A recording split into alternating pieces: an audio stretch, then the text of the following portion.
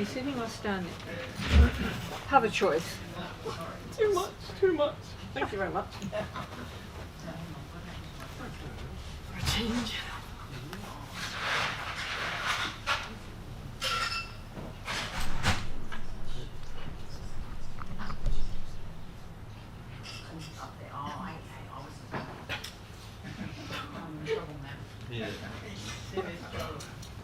But I can't ask Meg to start if people are talking, because it's Meg's turn. Meg, Phil. Thank you. Thank you.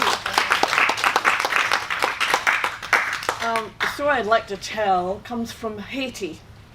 It's a traditional folk tale that was collected in the 1970s by a New Yorker called Diana Wolkstein. She went there several times to collect folk tales, heard them in Creole, got them translated into French, and then she translated them into English and put them in a book, which was very well received by lots of storytellers like me. The story is not long, and it goes something like this. Sophie lived with her mother at the edge of town. And one day her mother said, Sophie, go and get some water from the spring. Take a calabash, go, quickly. So Sophie got a calabash and off she went towards the spring. She walked, it was a beautiful day, there was nobody around, and she got to the spring, and as she got close, she saw that there was a snake curled up on the edge of the spring. She tried to be quiet, but whenever she got forward to put the calabash in the water, it would rear up. It reared up and hissed at her, and she backed off really quickly and waited. She waited for a while, thought it might be asleep. She tried again, went forward to lean the calabash into the water, and it reared up, hissed really loudly at her, and she stepped back. Waited a bit longer this time. Went forward. And when it happened the third time, it seemed to get even closer to her, and she felt really scared. And she wondered what she would do, and she looked around, and she saw that in amongst the trees there was a man walking. So she went over to him, and she asked him if he would come and kill the snake for her, because she had to take water home to her mama. And the man said, yeah, I'll kill the snake for you, but what will you give me if I kill it? Oh, she said, I'll give you money. I don't need money, he said. I'll give you food. I ain't hungry. Said Sophie. Well, I'll give you something else. So the man agreed, and he went to the spring, and sure enough there was a snake, and he killed it. And Sophie said nothing, filled a calabash, and went home with it. When she got home, her mother didn't say anything about how long she'd taken, and she didn't tell her anything about what had happened at the spring. And they ate dinner and went to bed early. About 10 o'clock at night, someone started singing outside their house. Sophie, Sophie, I killed the snake for you and cut my foot. You offered me money, I told you no. You promised me food, I told you no. Sophie, Sophie, give me what you promised. Sophie's mother woke up and said, Sophie, there's someone at the front calling your name. I'm not expecting anyone, Mama, she said. Well, the man started again. Sophie, Sophie, I killed the snake for you and cut my foot. Sophie, she said, go and see what that man wants. Oh, well, all right, Mama. So she went outside, and there he was. Come inside the gate, she said to him, but just stay here on the porch. Well, she went back into the house and went to bed, and everything was quiet.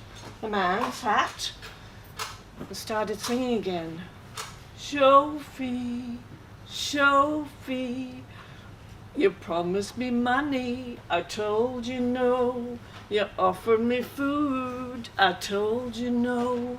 Sophie, Sophie, give me what you promised. Sophie, Sophie, go and see what that man wants. Bring him inside, he's going to wake all the neighbours. All right, Mama. So she went out to the front door, signalled to him to come in, and pointed to a chair in the corner of the sitting room. Sit there, she said, and shut the door and went back to her room.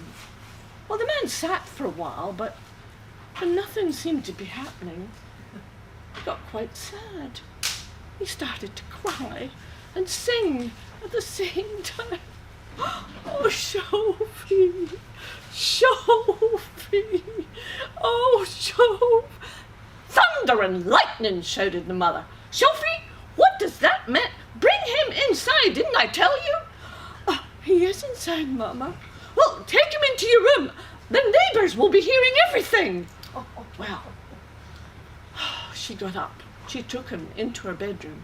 The man went willingly and pointed to a stool in the corner of the room. And then Sophie shut the door and got into bed herself and switched out the light and went to sleep. The man sat in the dark. Sophie, Sophie, oh, I killed a snake for you and cut my foot. Sophie, what? For goodness sake, put that man to bed. Well, Sophie got up, put on the light, went over and sent him that end. Made him lie at the end of the bed, and she lay at the other end of the bed. He lay there quite hopeful, and she, running to her side, turned and put off the light, and it was quiet for a while. The man seemed happy, but nothing happened. And he started again. Sophie, Sophie. Oh, for goodness sake, said Sophie's mother. What? I told you, for goodness sake, the man, what's wrong with him? He must be cold. Warm him up.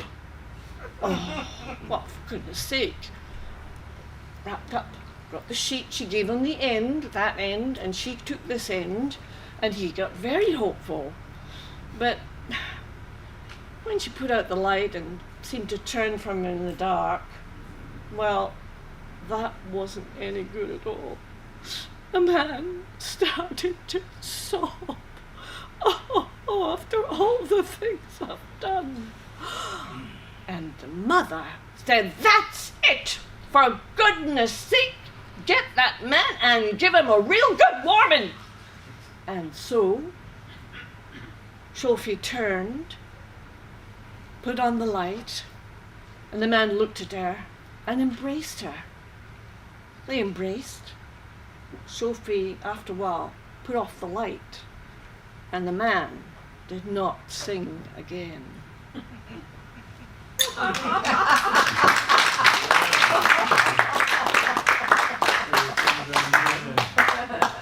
If you say so, Meg. Meg PHILP. Thank you. Thank you. And that'll take us up to